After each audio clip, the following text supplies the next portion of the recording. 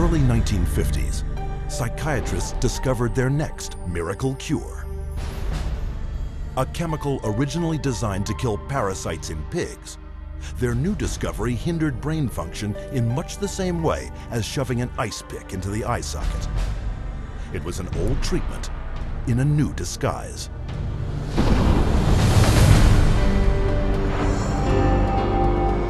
With the advent of these new tranquilizing drugs, it seems not too much to say that we're on the verge of an entirely new era in the treatment of mental illness.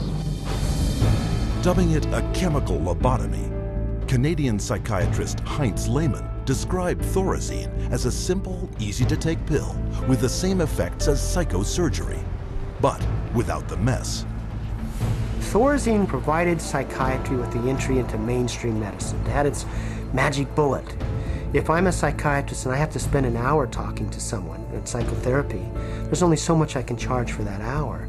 But if I can come in, give you a pill, and send you back out in 15 minutes or 10 minutes, that's a much more efficient use of my time monetarily. What psychiatrists didn't tell the public was that Thorazine caused a crippling neurological condition known as tardive dyskinesia. And that's a neurological syndrome where you have muscle twitches, abnormal jerks, which are uncontrolled, and they either last for a long time or sometimes they're permanent. So that's very clear, very well recognized long-term or permanent brain damage from these medications. Mr. Blount has virtually no signs of his original illness now. The signs that the movements of his mouth are completely side effects of the drugs that he was on for 20 years. Mr. Blount is quite rational. He understands what's going on. And if you're patient, he can carry on a very rational conversation with you. Even when you remove the drug, it may still remain. It means you have caused a permanent disabling of the brain. In the late 50s, you get the first signs of it, people starting to worry about it. But it's not until the late 70s that psychiatrists start warning their patients about it, 20 years. Thorazine's manufacturer, SmithKline French, had good reason to keep a lid on the bad news. In the first year alone, SKF saw a more than 500% return on their original investment. With the public and the press kept in the dark about the severe and disabling side effects, prominent doctors and psychiatrists met in Puerto Rico to lay the groundwork for the expansion of psychiatric drugs far into the future. Psychiatrist Dr. Nathan Klein wrote this in the conference's final report. The present breadth of drug use may be almost trivial when we compare it to the possible number of chemical substances that will be available for the control of selective aspects of man's life in the year 2000.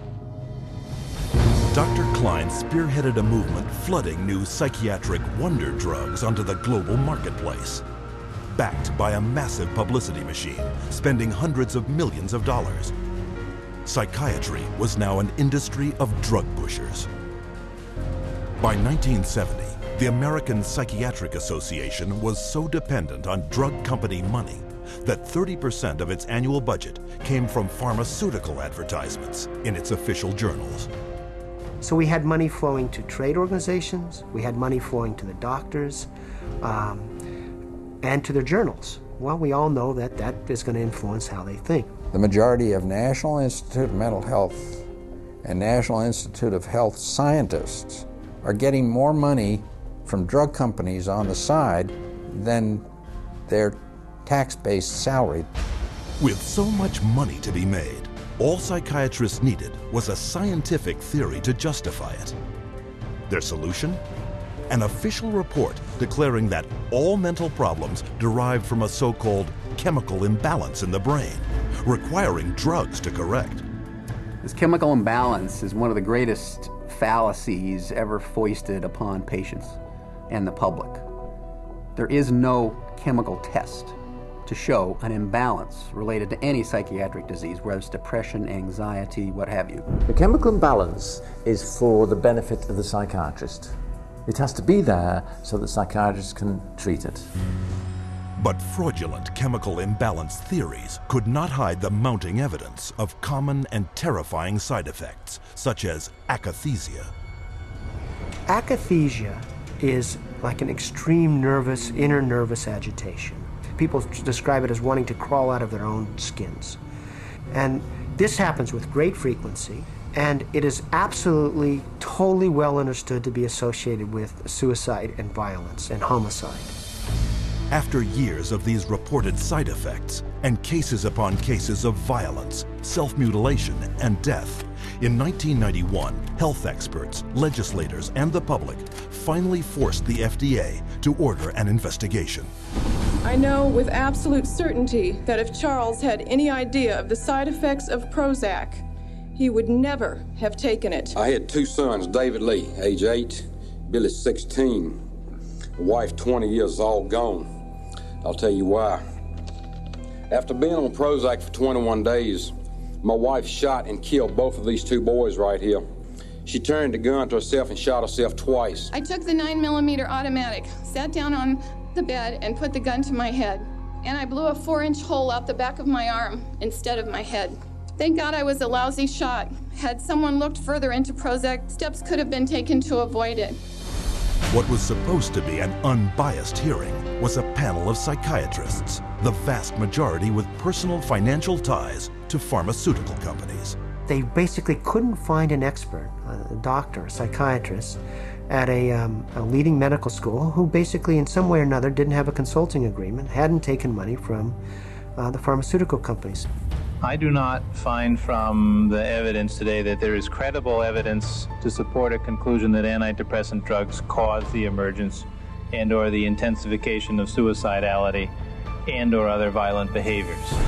500 deaths, 33 murder cases, and over 20,000 adverse side effects. Would you like to tell me why this drug is still on the market? Is there an alliance, an unholy alliance between the psychiatric community, the pharmaceutical industry, and the FDA? And the answer is yes.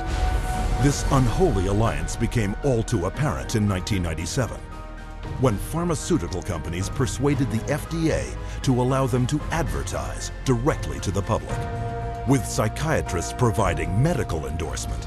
And in just 3 years, sales of psychiatric drugs skyrocketed, almost 2.5 times.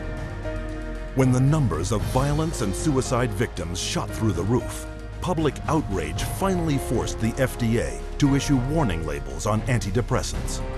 But by then, 13 years had passed, billions of dollars had been made, and psychiatrists were marketing their next wonder drugs.